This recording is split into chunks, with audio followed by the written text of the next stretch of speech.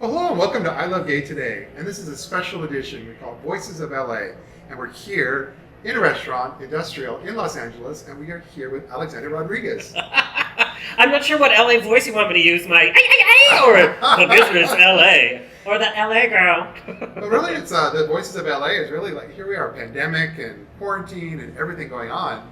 And yet, in the midst of all that, there's a lot of things happening and people are adapting. And I would say you're probably one of the first and top of the list there. I've been super, super busy, and I'm so thankful because I know a lot of our community is not in that position to keep working. Yeah. But in this digital revolution, you can share your LA voice, so to speak, in any city, any town, across the globe. So I've been able to take part of different Pride events.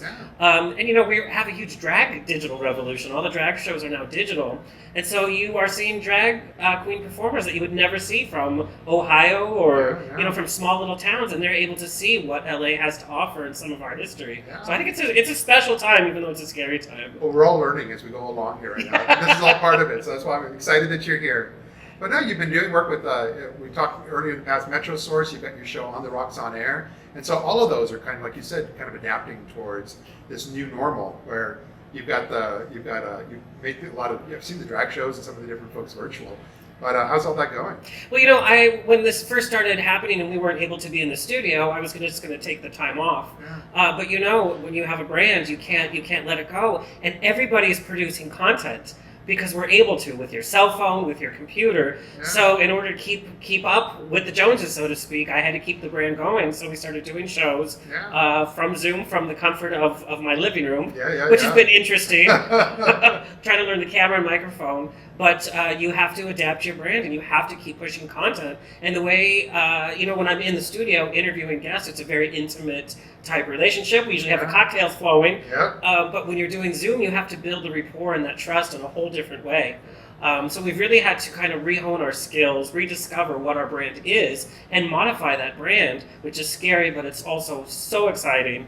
And I have to say, listenerships for my podcast, 300% in over a month and a half, because people are home saturating content, and people are kind of bored watching Netflix show after show. It's kind of all meshing together. So however they can saturate, whether it's on Instagram Live or whether it's podcast listening, we have brand new audiences from all different parts of the world even. Nice. So especially for LA, it's a great time to have our voice heard, especially in this political and social climate.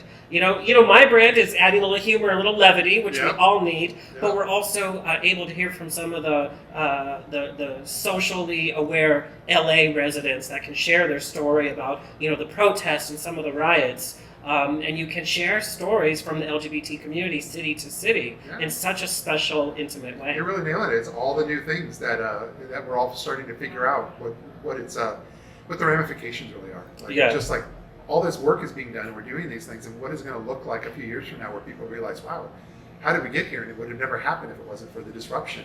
So you do well under disruption. Well, yes, I'm usually causing the disruption, so this is a different change. And also networking. You and I are in the business of networking. It's how we build our brand.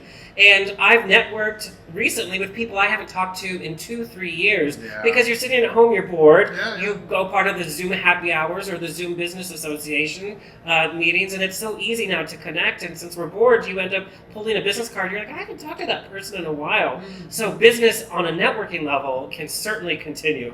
And that's also been very successful as well. I should ask you, and I should know the answer to this already. You're very strong on Instagram all the time. So I see you create the videos like this, and then you create the stories like this. But are you doing a lot with IGTV as well, where you do like the full? So I just started getting into IGTV, and I'm so glad that I did, because you're able to put an hour of content up there. Yeah. So I can't put a whole episode of On the Rocks, or for Metrosource Mini, you can put that on, because we know, when we're watching Netflix, we have an iPad here, we have our cell phone here, we might have a computer open. You need to make it so easy for people to just click on, click off, and if they're interested, then they'll carry through to what your site is. So it's just an added benefit. Wherever you can be, you need to be. Before they used to say, concentrate on, if you're good at Twitter, do Twitter and Facebook, or just do this. But now you really have to learn everything. And Instagram has been, a stable horse. We don't know what's happening with other platforms like TikTok. So Instagram is reaching more generations than it used to. Well, we actually are gonna edit this specific show, and we're gonna create a whole different version that's made just for IGTV. Yeah. Because you gotta kind of start from scratch, piece it together differently. But then what we do from that is then we create, it's worth the time, because then we create a 1 minute for TikTok. That's exactly right. Are you doing that too? I haven't gotten into TikTok, and as soon as I was ready, because I can't dance, you know, and I'm not a tech person, so to sit and edit those videos, I don't have the patience for it. Yeah. And as soon as I thought maybe I should get into TikTok, we don't know if it's going to be around. It's I've been creating for it, but then we have no idea if Trump is just going to take it all away from us. Oh, that guy. That guy. We better not make fun of him on Instagram, or he's going to take that from us too. But never Twitter. Oh Lord, what's going to happen? We have fun, and you've been on with previous episodes where we talked about work you're doing with not only your own show on the Rocks on Air, but GED Magazine and Metrosource is your new big thing too. Then is that still just cruising right along? We are so busy at Metrosource. Just celebrated 30 years this year, so to celebrate such a milestone. When we don't have Pride season that we're able to be at, we are being present through the articles that we're doing, plus the new podcast, which is Metrosource Minis. It's 15-minute quick interviews with who we write about in the magazine. Yeah. So that's a way that it's the second largest LGBT print and online magazine. And we're able to talk to some great celebrities and some great movers and shakers. And like you said, with GED Magazine, that's the West Coast baby. And it's a little bit more fun and playful, a little bit naughtier. So there's a little something out there for everyone, and you can get everything online now. Oh, this is fun. So I'm really glad you were able to join us here for a few moments because, like I said, there's a lot going on in LA, and I think you're actually one of the leading voices. So we're going to look forward to bringing you to the forefront to our audience, and look forward to catching up with you again here soon. Well, it's great to have you here from New York. Well, thank you. Well, we'll see you soon. Yes.